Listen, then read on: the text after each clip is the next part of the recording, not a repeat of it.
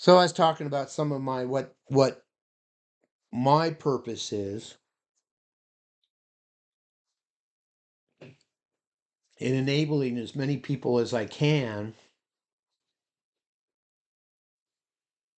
to realize that being a wage slave with a paycheck is obsolete. That's not the way to do it.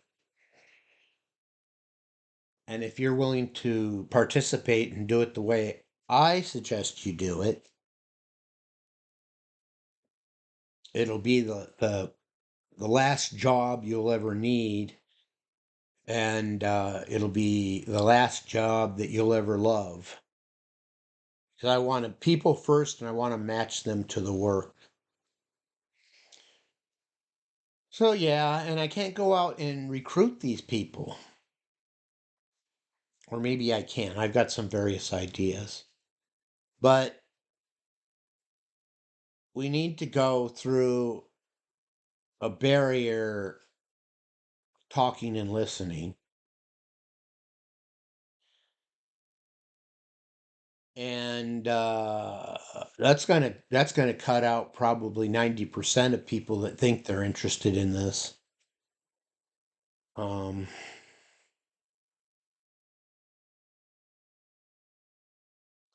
I don't want to be a billionaire, but I'm convinced with the right workers, we can generate many billions of dollars. Um, well, even more so, asset management is a big part. Um, it is dangerous to leave your wealth in fiat currency. And you're kind of like in a nightmare dream or something on a treadmill trying to chase what all that's supposed to provide for you. Um, we're breaking out of that.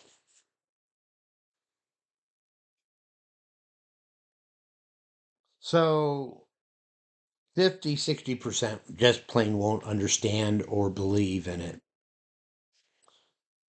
And probably 80, 90% it won't really be appropriate for them. So what's that leave me? Well, it'll be a scarce person I'll be able to find to do this work. And for advanced talent, probably rare. So again, I need minions, I need workers. But in my world, a minion is treated like a king. I have I have one, the Illuminati, Illumination or whatever Minions, right? You know that franchise. And I have a toy around here that's taken from I can't remember which one it was, but in one of the movies, the big thing was that I didn't think his name was Bob. He becomes King of England, right? So I have a toy from that movie that is a minion with a crown on. And that symbolizes to me that we treat minions as royalty. They're the royalty. The billionaire, the CEO, the top of the organization is not royalty. Well, we can say the workers, the line workers are royalty, but we can say the executives and stuff are royalty, but not in a 20th century way and not any more than the workers are. Everybody in the organization's royalty. I'm a Scottish lord. Did you know that? Maybe you do if you're shaking your head and going, "Oh, not this again." I believe in redundancy. Redundancy is very important if you're going to learn something. Like I know a lot about Web3 now, and I'm listening to every day. I'm listening to something that's set bring like Tor. Do you know what Tor is? Now I got to drill down on Tor or get someone to drill down for me and report back. Um, but I also am willing to listen to you too. Oh yeah, okay, it's a good thing. It means you've been learning something when you're getting bored and they're going through stuff and you're tempted to fast forward because you're like, I know this. Yeah, I know that. Thank you. I know that already. I'm more advanced already. So redundancy isn't a bad thing. Deal with it. Though, of course, yeah. the comfort, boredom, curiosity, effort stack that I use for my personal philosophy. So what we're talking about is, yeah, because to learn something, to be an expert, you should eat, live, and breathe it. It's a constant thing of overloading your ability to take stuff in, go back to comfort, take a break, just get comfortable, de-stress, blow off the steam, and at some point, I'm telling you, I would think you are so comfortable and your health is so well that then you get bored. This is very fine. I'm nice and comfortable. I'm feeling better. I think I can do something. But this is boring just sitting here. And I've meditated since the age 15. Another one of those 50-year things. And likely, if you're into yoga and all that stuff, probably meditation isn't what you think. I live by what Ramana Maharishi is accredited as saying. Well, when somebody asks him, when should I meditate? The standard answer is all the time. So I meditate a lot, but it isn't what you're thinking because you probably don't really know what meditation is. And I'll tell you, in my world, contemplation is not meditation. Contemplation is contemplation. I contemplate a lot, but I meditate too, all through the day, interweaved all through the day. But I don't spend like 20 minutes or something often to sit still in full lotus or even half lotus. Done a lot of that and call it meditation. Now, if you're really going to meditate, start interweaving it into your day. Don't just take 20 minutes or what Wayne Dyer, I guess, used to spend 8 hours. He lived on Maui, said he spends 8 hours a day meditating.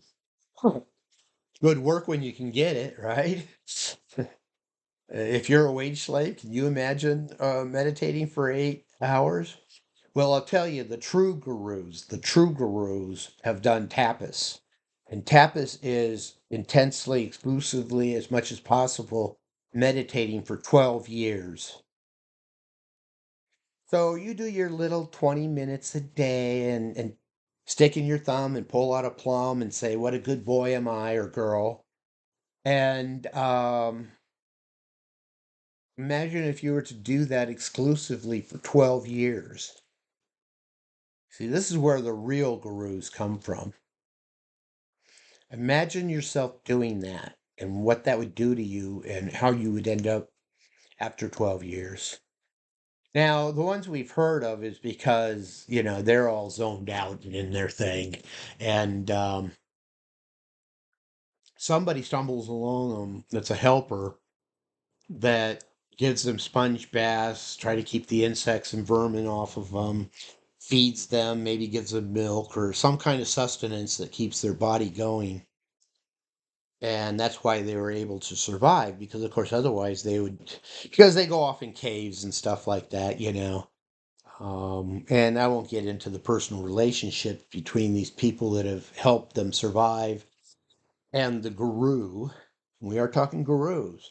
We're not talking about what was his name that was really popular, that is his big thing is manufacturing verbooty, I think it's called, this green powdery substance or whatever. Then you make a dot on your forehead and all that. That's basically him giving you a blessing and everything.